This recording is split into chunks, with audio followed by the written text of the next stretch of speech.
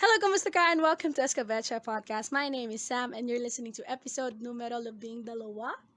Happy New Year, everyone! I know it's a bit late to say that or to greet you guys with that Happy New Year, but still, Happy New Year! It's 2022, just so crazy because when I was young, I thought 2020 we will have like flying cars na, but still nothing. But we have driverless cars, so I guess that could count. Actually, meron naman ng flying cars, pero it's not really like developed, like pwedeng gamitin ng kahit sino. Anyway, whatever. By the way, if you guys know, you probably don't know. I don't know. Baka alam nyo, I don't know. 2 years na ang Escabeche podcast. It's been 2 years since I was uploading on YouTube. We started uploading on YouTube, and now, we have podcast episodes on different audio platforms, which is great.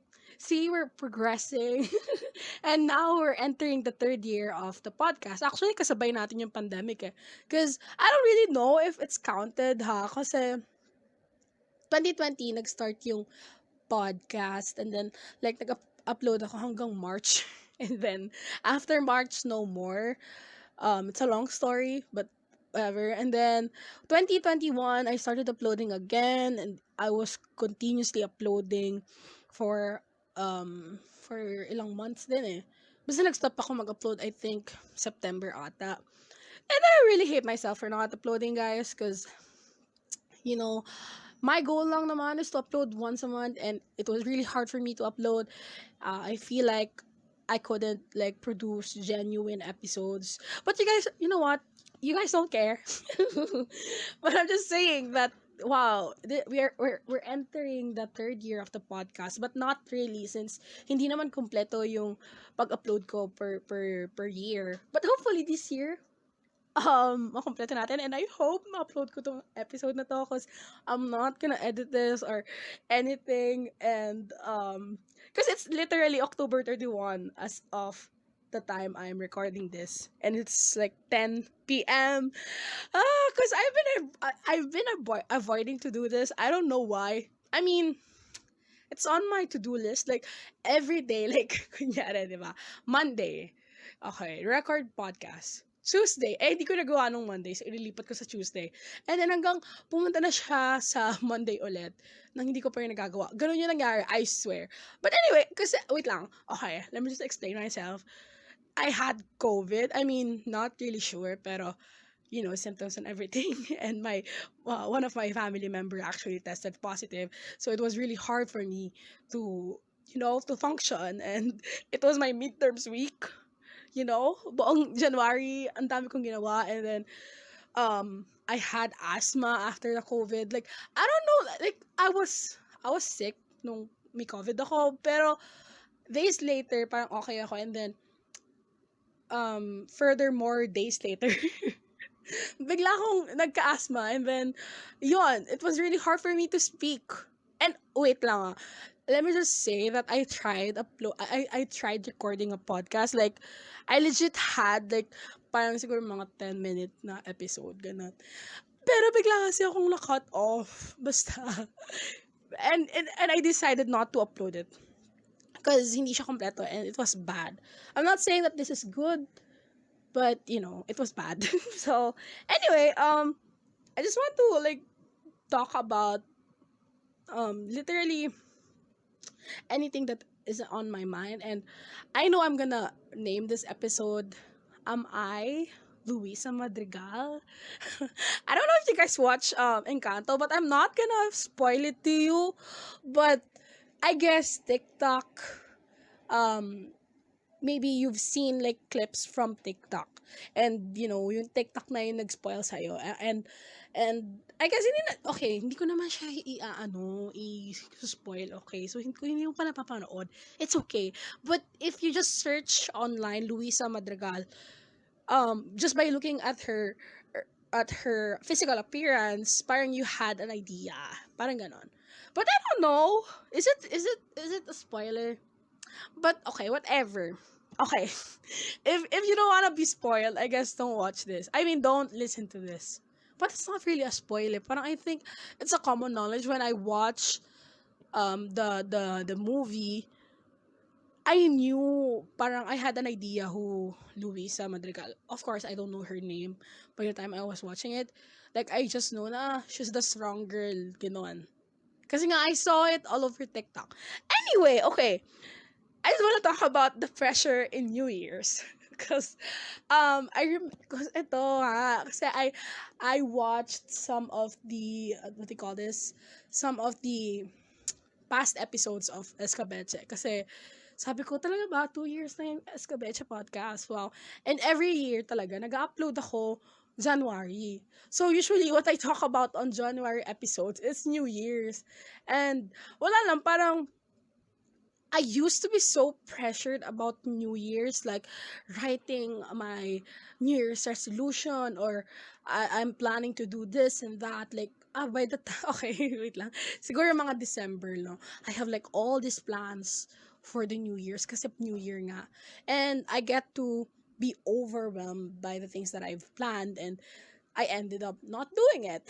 And, I don't know, kasi parang feel ko, yung mga tao, nandun talaga yun sa isip natin na parang, it's the new year, parang new year, new me. Parang it's the chance, this is the chance I can, renew myself. Pero, ayun, parang, okay, I just wanna share my experience with it. I don't know, I feel like many can relate with this because of the pandemic, because I used to be like that. Like, hearing myself from the first ever episode of the pod, parang, I was so determined, I was so motivated. I mean, nothing wrong with that, okay? But, I just want the New Year's to be perfect. Parang ganon. And then, ayun nga, looking back, sobrang iba na ako ngayon sa New Year. How I experience the New Year's now is so different. I think the pandemic helped me be like this, I guess, psychologically. I don't know. But now I don't really care if it's the New Year's. I mean, okay, I love New Year's. I love it. I love no may fireworks. Okay, I'm so sorry. I have a dog. But I love seeing fireworks in the sky. Okay. And I enjoy the holidays. I love the food. I love the happiness. I love the atmosphere of New Year's. Naalala ko parang umulan nga ata nung 2021. Pero I was just happy. I'm happy. I love celebrating New Year's. But I'm not pressured anymore. This 2022, parang New Year, astig, yeah. But I don't feel like, oh my gosh, New Year na, okay. Starting today, di na ako kakain. Parang ganon. Gets yun ba? Pero, I don't know how to explain it. But, I guess, once you start to actually know the whole purpose. Wait lang, nawala ako sa sarili ko. But, okay, all I wanted to say is, na-realize ko na time is an illusion. Does it sound bad na sinabi kong time is an illusion? Okay, wait lang guys, I'm so sorry kasi feel ko sobrang nabangag kayo kasi parang ang sabog ko. Kasi nabangag ako sa sarili ko eh. Kasi habang nagsasalita ako, minarinig ako, I'm like, okay, ano yun? Tapos like, okay, balik ako sa sasabihin ko. So, nawala ako. But anyway, yeah, time is an illusion. And I realized that, you know what? You can start whatever time is it in the year. You can start what you want to do. So, for example, for me, I want to lose weight. I want to lose weight. So, sasabihin ko, okay, sige, promise sa Monday talaga, mag-exercise na ako. Let's just say that. And then, Monday comes. And I ended up not doing it. So, sabihin ko, sige, next Monday na lang. Gets ba? Like, basta parang, I had this peace na parang, you know what? You don't need to wait for the New Year's to become a new person. You can always start today, tomorrow. I think yung medyo downside doon is like, pwede naman ako mag-start bukas. Para kasi pag 2 years, parang meron kang push, I guess. Pero pag you have that mindset that I have, it's like, parang, yeah, I have, tomorrow's a new day. Pero, ayun nga, pero all I'm trying to say is, don't feel pressured. So easy, no? Huwag ka pressure. Kaya, nag-rant ka sa friend mo, like, pressure talaga ako. And then, sabi ng friend mo, huwag ka na lang ma-pressure. Kainis, di ba? Pero, okay, I'm just saying that, um, it doesn't have to be perfect, New Year's doesn't have to be perfect. It doesn't have to be good. Oh, I remember 2021 or 2022 din ata. Ay, 2020, yung first ever episode. Parang sinabi ko doon na parang sinabi ko din pala doon, parang don't feel like, parang it doesn't have to be good right away, or it doesn't have to be like perfect right away. I mean, kasi parang every year, parang something's happening to me that it's not good. Like, for example, I had COVID. So, it wasn't good. So, ano na lang mangyari sa akin? Okay, na-start yung year mo ng sick. So, hintayin mo next year. Magsa-start na talaga ako next year. Like, I'm gonna have a good year next year. Kasi this year, yung January ko, pangit. Nagka-COVID ako. Nagkasakit ako. So, are you gonna wait up until next year to do it? Or to be happy, or to actually celebrate life? Medyo corny ba? Sorry, guys. Pero yun nga, parang, I just, I just find peace now with, like, New Year's. I don't feel a lot pressured. A lot pressured. Sorry, guys. Sabog. Okay, anyway, eto, okay. Speaking of pressure, if I don't feel pressured in New Year's, napunta yung pressure ko sa ibang bagay. And, blah, blah, blah. I don't know if you know, but I think you know kung saan ako papunta, kung saan ako nape-pressure. And I think most of the people that is my age, or, I don't know, not my age, is experiencing the same thing. I feel pressured sa school. Okay, lagi pinaka-asar sa akin, like, ng ate ko. Sabi niya, grade conscious ka, grade conscious ka. Kasi guys, wala talaga akong pake sa grades ko. Before. I don't know if you guys watched that episode or listened to that episode where I invited my high school barkada. It was them who influenced me to actually care about my grades. Because wala talaga akong pake. Because my parents are not really, excuse me, they're not really strict on what grade we will have, as long as we're learning. And they're not really the type of people na strict. You get the point. Pero ayun nga, so wala talagang paki sa grades ko, but now laging pinang-answer sa akin ng ate ko na, grade conscious ka. Ako na rin, hindi ko lang na-achieve yung gusto kong grade. It would crush me. And I hate that about myself, because I used to be this person na walang pake. Or like, hindi naman walang pake. It's more on like, okay, I get that grade, so what? But now I feel, what do you call this? Parang entitled ako na parang, yan yung nakuha kong grade. Like, why? I worked so hard for that, and it's not my expectations. I mean, it's not the standards that I was looking for. Ganon. So, yeah, I think we're gonna talk about school, which is so weird because I don't like talking about school in the podcast, pero I get most of my experience in school. So, here we are. So, okay, I'm so sorry. As I've said kanina, it was my midterms week. This January. So, tapos na. Okay, tapos na. Done. And it was so hard for me because I had COVID nga, and it was really hard because minsan, ubo ko and stuff. So hard. Anyway, okay, wait lang. Ito na, midterms week. The whole freaking day. So, from 7 a.m. up until 12 a.m. or 1 a.m. I'm sitting in front of my laptop working on my midterms. Okay?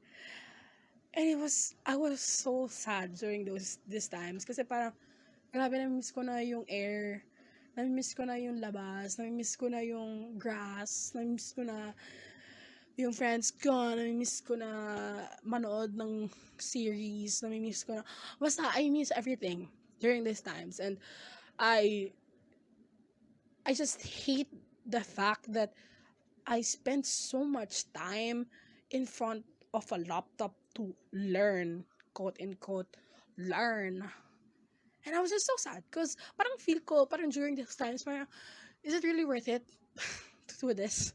Kasi parang, okay, what if I spent so much time on this project and hindi ko makuha yung grade na gusto ko? Because, yun nga it's my fear. Because the reason I'm working hard for this project is because I want to get a good grade. And okay, wait lang, let's just make things clear. I want a good grade not because para masabi ko na may good grade ako or mataas na grade. I want good grades because pinaghirapan ko yun eh. Gets nyo ba? Like, if you work on something so hard, you just want to actually see a recognition na you did well and your efforts are being paid off. Ganon. And yun. I think yun yung number one reason ko on why I want good grades. And also scholarships and stuff. You know what I mean? So, anyway, okay. Wait, ano kasi sabi ko? Ayun, so, while I was doing my midterms, it went on for a whole week. And by the way, nakakainis because, okay, maybe some of the people from my school are gonna listen to this, but okay, I'm just gonna be honest. Okay, in my school we did not have an academic break. So I was like so crushed then at the moment. I was like, why aren't we having academic break and other schools are having it and I'm not, and I have COVID, and they say na, oh, don't feel pressure, you can just tell the professor that that you are sick, and they can make like extend your, what do you call this, your midterms, extend nila, and you're good. But it doesn't work like that. I am a competitive little sneaky ass person. I want to do things. I don't know, parang kasi nakaka-OC na parang hindi ko siya gagawin just because may sakit ako. Oh, that sounds so bad. That sounds so bad. Can you hear the air? Anyway, I'm so sorry. Because mahangin ngayon eh. I don't know why. But yeah, as I was saying, ako yung type ng person na if I knew na ito yung deadline yan, I would do it. I would do it. I would do anything that I have to do to actually pass it on time. Because for me, yun yung on time. And yun kasi ginawa ng school ko, like, academic break, wala kami academic break, but if may sakit ka, they will extend it for you. Ayan nga. Ano sasabihin ko? So, ang nangyari din kasi nun, parang hindi din clear agad sa amin na pwedeng mag-extend. So, like, nag-extend sila medyo late na. So, like, kunyari, okay, I'll just be honest. Kasi tapos na namin yung pinaka-paper. Tapos na namin yung mahirap na itong isang particular na project proposal na to. Tapos na namin. Then, after saying that, sa kanila sinabi na, okay, pwede mag-extend. I was gonna cry. Cause like, pero at the same time, parang, ang masaya kasi parang, tapos na rin yun. You're not gonna think about that. So, even though, in-extend, tapos ka na, parang gano'n. Pero at the same time, pero kasi, super, na-guilty din ako kasi since I was pressured, I guess na medyo na-pressure ko din yung groupmates ko. So, I'm so sorry if you're listening to this, guys. But, yeah, parang, I wanted things to be done. So, ayun, parang, sobrang late kasi nila magsabi. You know what I mean? Sana, from the first pa lang, like, nung time na in-upload nila yun, at sinabi na nila, okay, this is not the deadline anymore, this is the deadline. Pero, they're just following rules as well, and they're just, it's a whole system. So, I don't blame them. But I just hope that sana Next time, mas maaga. Anyway, okay, ba't ako nag-rant? But that's not my point, okay? So, yun. Oh, eto pala. May notes kasi ako, guys. So, sabi ko dito, I miss face-to-face classes. You get to move around and learn a lot. No, kasi nga, parang, di ba, since, okay, I'm in college, and parang I just get so sad at times na I'm not in the campus. Because parang, okay, let's just say I'm studying this certain class, this course. And then, meron talaga may difference talaga pag face-to-face yung class. Mas matututunan mo talaga siya. And I don't know why some people prefer to be online. Personally, I haven't met anyone na prefer nila mag-online. I mean, to be honest, prefer ko din naman mag-online because like walang commute and everything. But at the same time, I miss it. I miss yung totoong learning talaga. And kasi pag kasi ito okay. Kapag kapag kasi face-to-face, you're just sitting in front of your computer most of the time. And, yun nga, di ba sabi ko sa inyo kanina na I miss touching grass. I miss, I miss walking around, talking to people, and learning from them, learning how to communicate with them. Because I feel like it's all online and it's not, it's super limited. Pero yun nga, we all have to, I guess, adapt with the new normal, di ba?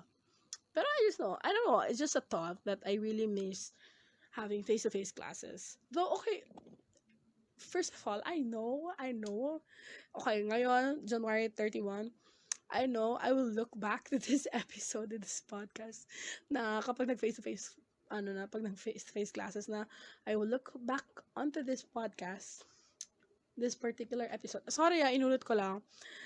Eh, sabihin ko, Sam, parang kang baliw. Hindi nakakamiss mag-face-to-face class. I know I'm gonna regret saying this right now. Because, sabi nga nila, appreciate the the online class now because pag face-to-face na iba na. And I know that. Yun naman ganun naman talaga lagi, guys. Yung wala, yun talaga yung gusto natin. So, pero I think some of the people that I know will agree. Or maybe I don't know you and you're listening to this podcast. I think you can agree na face-to-face classes is better. It's a matter of preferences, but I think most of the people really prefer face-to-face classes. Because, wala parang nakaupo ka lang. Anyway, okay, whatever. Wait, ayan. I feel that I don't get enough time to do other, because most of the time to do, oh, okay. And sabi ko dito, parang feel ko nga, I don't have enough time na to do the things that I want to do because most of the time, okay, I wrote this in the hype of the moment. Kaya sabi ko dito, I feel I don't, whatever, okay. Pero yun nga, parang, may mga gusto kasi akong gawing ibang bagay, but I'm stuck into this certain thing. I need to submit this project. I need to submit this midterm. But honestly, I'd rather do something that I love to do art. Okay, first of all, excuse to for not doing art, I guess. Yeah, I'm gonna critic myself. Magsasabihan ko sa sarili ko. Because I know with time management, I can, do the things that I want to do and the things that I need to do. Diba? Diba? Tama naman eh. Pero yun, I feel like it's very hard. Ito pala. The reason why I prefer face-to-face classes kasi parang you get this division kasi na parang okay, this is school, this is home. And pag online classes kasi this is home and school. And okay, I love it. I can get food whatever habang nagka-class. I can do a lot of things. Di ko na kailangan mag-commute, number one. But I love to walk sometimes. No, I love to walk. But, yeah, as I was trying to say, pag sa bahay ka lang, and you're doing school there, it's so easy to be, what do you call this? to be distracted. Kahit ano pong sabihin ng tao na kailangan may disiplina ka and stuff. No. Like, naturally, you will be distracted. Okay? Mainit. Ang ingay ng electric fan. Na-OC ako kapag i-open ko yung mic ko. Because, maingay yung fan. Kailangan ko pa i-off. Okay, that's a secret. And if you're my classmate and you're listening to this, wag kang maingay that I said that. Pero, ayun nga. What else? It's just so hard. I don't know.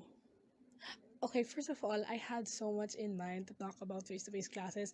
And matagal pa naman yung time na pwede natin pag-usapan to. Pero I just hate na hindi ko siya nasulat dito. Because I'm pretty sure I had a lot of things to say about this certain topic. Pero I forgot to write it down. Therefore, I forgot what it is.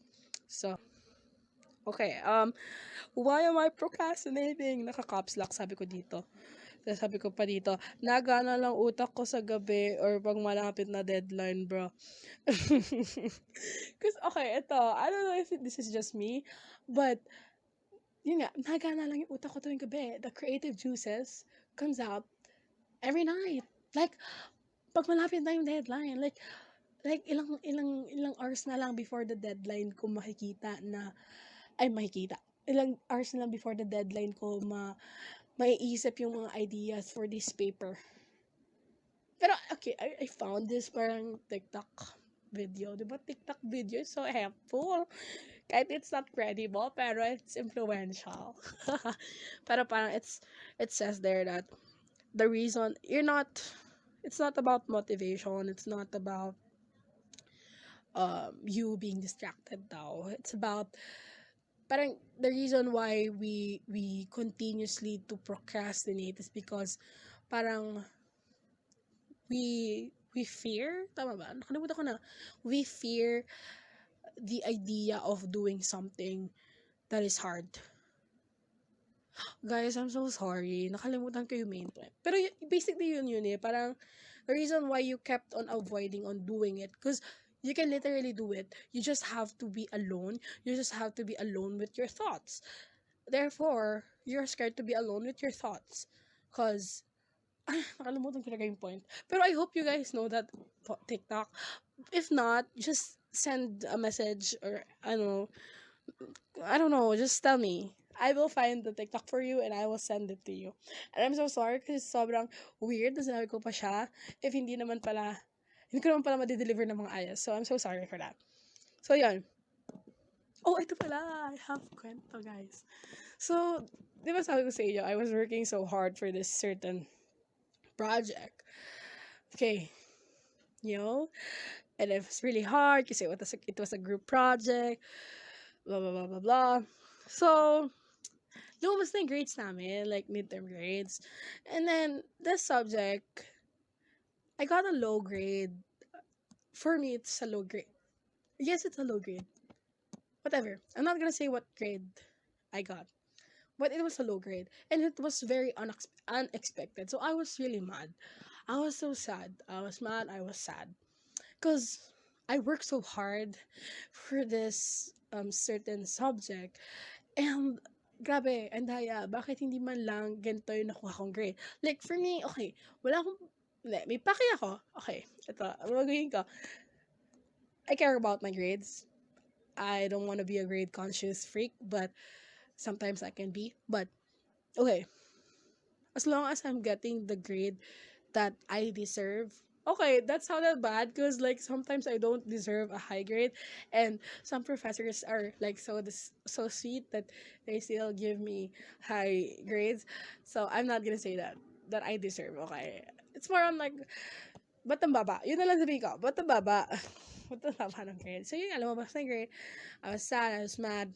And then I was just talking to some people about it. Like, oh guys, ba't ganito? I hate it here, ba't ang baba and everything. I was expressing myself a lot. And then, thankfully, one of my classmates, kasi parang ang dami talaga nagtaka, like, bakit ang baba natin? Hindi lang ako okay. Ang lahat kami halos, ang baba namin to this certain subject. And we're so confused because all of her class, siya yung pinaka super dami talagang pinapagawa. And especially nung midterms, parang this class was the hardest to do, like, kasi it was like a case study thing. So, we had to like research and stuff. So, and nga, parang we were really confused, like why we get, not high grade. So, one classmate actually parang, inano niya yung grade niya, like, nag-compute siya ng grade, and then, turns out, may mali sa pag-compute ng prof, and then, ayun, parang, yun nga, we got the grade again, and mataas na siya. So, I personally felt guilty a bit, because I was so mad. So, like, I was complaining a lot. Pero kasi here's the thing, okay? What I felt was valid. And I'm pretty sure it's not just me who feels that way, you know. I'm pretty sure because I've talked to some people. And I feel like it's very valid to express what we feel during those times, kasi nga all of us have worked a lot for that project. So, you know, why am I even sharing this to the internet? But I guess maybe some of you guys can relate, because it's not just my school. It's also like, my old school, my whole education life. I've experienced this. I don't know what grade you are in. College ka ba? Elementary? High school? I don't know. And I'm pretty sure you can relate to this story, that you've worked your ass out, and something in your turn, or you did not you did not get the grade that you were expecting, and you felt really crushed, because for you, parang pinaghirapan mo to ng sobra, bakit hindi pa din sapat,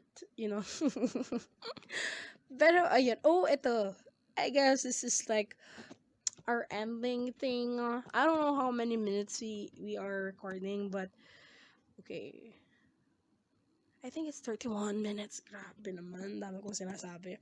So, okay. I don't know if you guys know Kiaragan, but I love her YouTube channel. Oh my gosh, I love her.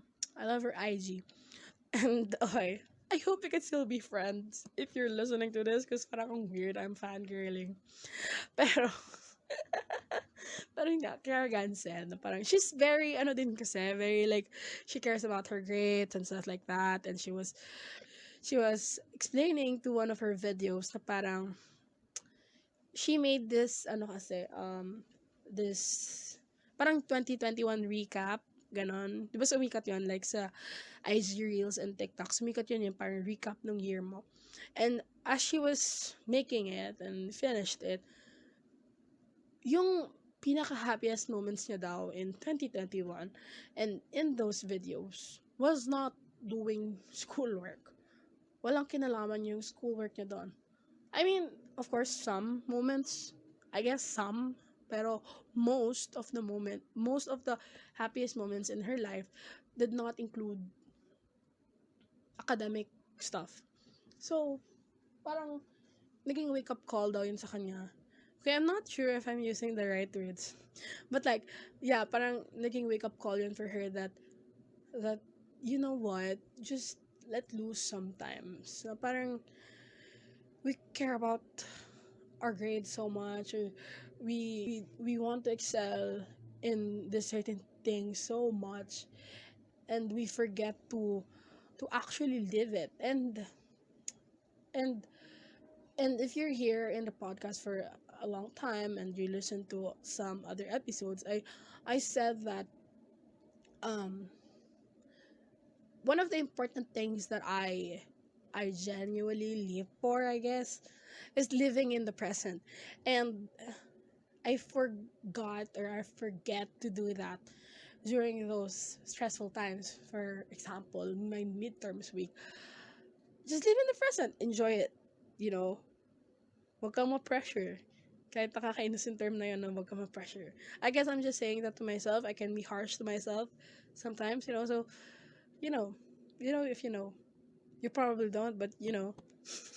But yeah, I just says that let loose sometimes. Okay, the reason why the podcast is called I Luisa Madrigal, because I literally feel a lot of pressure and some other aspects in my life, like especially school, because I don't wanna I don't wanna what they call this. I wanna say that I am a grade conscious freak, but at times I can be. I guess the reason why I don't want to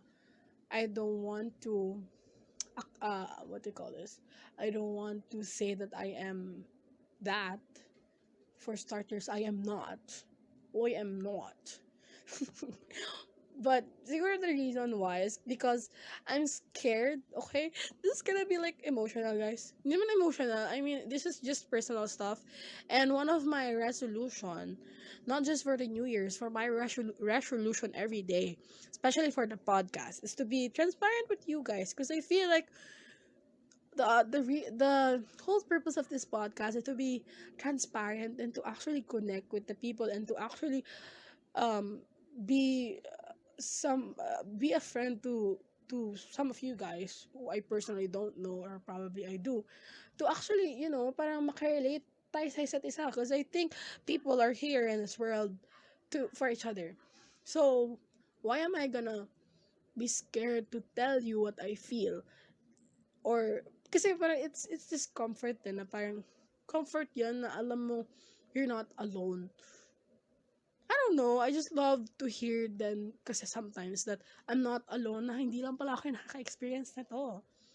And yun nga, going to my point. I'm so sorry kasi feel ko sobrang sabog ko. And alam ko paulit-ulit ko na yung sinasabi. So, sorry ulit kasi paulit-ulit ko sinasabi.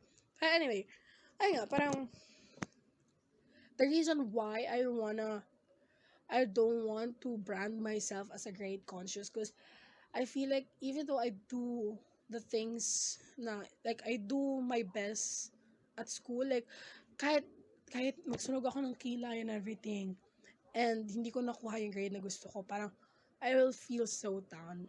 So, I'm scared to actually face the fact na I'm not gonna be good, even though I try my hardest. So, in order for me to hide that, I'm just gonna say na hindi ako grade conscious, or like, wala akong paki sa grade ko. Okay, may kilala kasi ako, guys, na gano'n. I mean, na-observe ko lang siya sa ibang tao. And sa akin din, na-observe ko siya na parang, I think the reason why you're saying you don't care about some things, not just grades, the reason you don't care about these things is because if you actually do care about this, wait lang, okay.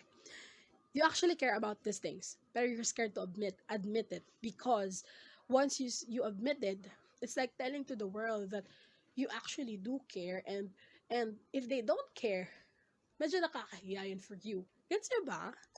Gets ko eh. Pero hindi ko alam if gets nyo. So, I don't know. I guess that's it. That's it for the episode. I'm scared to upload this because this is okay. Now it's sinking in. It's sinking na parang okay. Yung last week's episode, last week, wow, saan? Yung pinaka last episode natin dito, I told you guys why I'm scared to share my thoughts to the internet or to anyone really. And right now it's sinking in. But you know what? I'm gonna upload this. And let's just hope. Let's just hope. Pero ayun.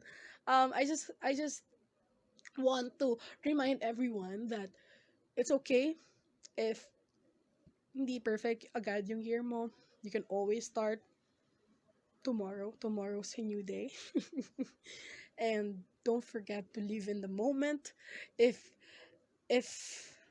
the time the if I'm so sorry. If yung time ngayon is to study, to do your best into this, to give your best to this project, do it. Enjoy it. Learn from it.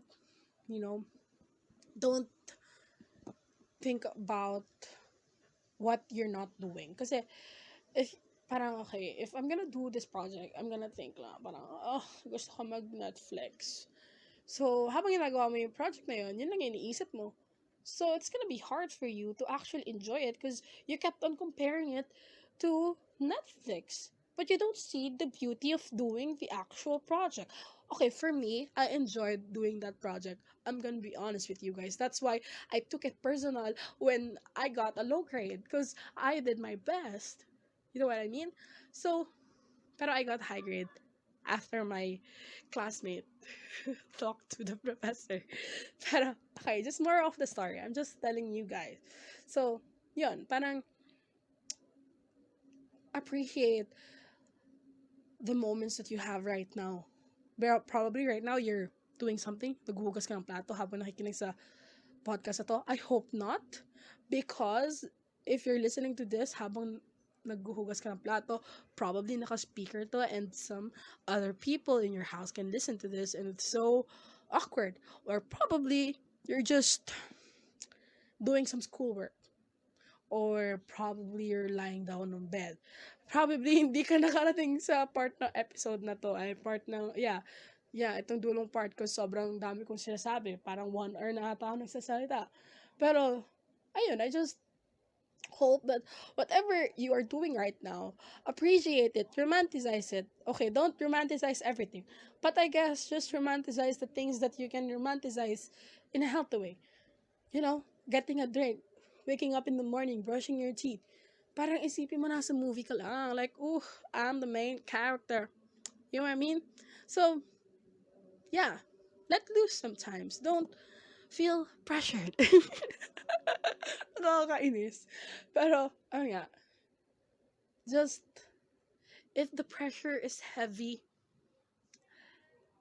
breathe in and breathe out. Think about butterflies. I don't know. Oh, I'm gonna stop now. But I hope you guys enjoyed the episode. And wow, 41 minutes. Okay, going 42. But I hope you guys enjoyed this episode. I know this is so rushed. And I know na dapat i-edit ko to. But I'm not editing it. So here it is. Very transparent. Sobrang transparent. Sobrang raw. So, ayun lang.